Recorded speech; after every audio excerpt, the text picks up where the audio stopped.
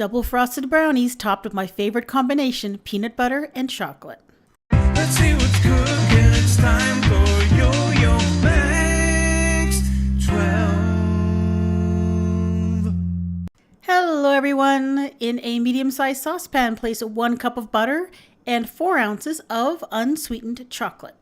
Melt and stir this over medium-low heat until the chocolate and the butter are nicely melted together. Then take that mixture and pour it into a large mixing bowl and allow it to cool slightly. Then add in 1 2/3 cups of white granulated sugar and 1 1/2 teaspoons of vanilla extract.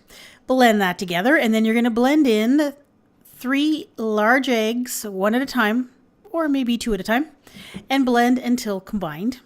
Now we're going to add in some dry ingredients. That's a 1 cup of all-purpose flour and a 1/4 teaspoon of salt. Stir until combined.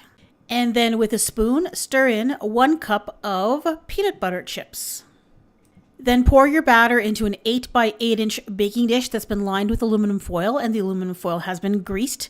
And then you're going to bake the brownies at 350 degrees for about 35 to 40 minutes until a toothpick inserted in the center comes out with just a few moist crumbs. And then let your brownies cool completely. Now on to the next layer. That's 1 3/4 cups of powdered sugar and 1/3 of a cup of creamy peanut butter. Blend that together until it gets all kind of crumbly looking and combined. And then you're going to add in 2 or 3 tablespoons of milk, a little bit at a time, and continue to blend until you get a texture that looks like frosting, that's quite spreadable and is nice and creamy but isn't runny. And then you're going to take that and spread it on top of your cooled brownies. Make sure they're quite cool because you don't want the heat from the brownies to melt your frosting. And just spread that evenly over the brownies. And then you need to frost them again with chocolate frosting. Now you can make your own frosting, but one of my favorite chocolate frostings out there is the Betty Crocker chocolate fudge frosting. I can eat this stuff right out of the container without any issues whatsoever. It is really good.